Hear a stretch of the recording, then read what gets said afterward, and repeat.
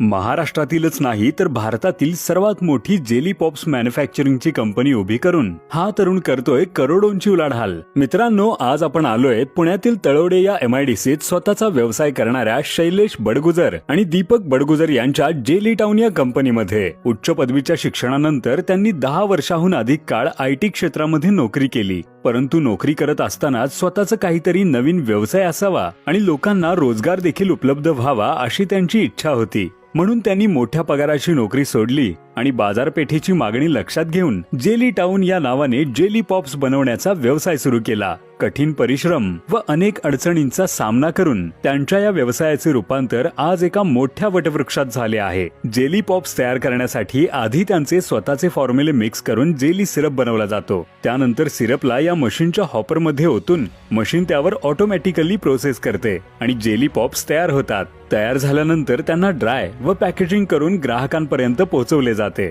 सर्वात महत्त्वाचं म्हणजे जेली पॉप्स बनवताना हायजीन ही तेवढाच मेंटेन ठेवला जातो। तसेच या कंपनीत 40 पेक्षा जास्त प्रोडक्ट बनवले जात असून तयार होणारे जेली पॉप्स हे एकदम रुचकर व उत्तम दर्जाचे आहेत। तर हा व्हिडिओ तुम्हाला कसा वाटला कमेंट मध्ये नक्की सांगा।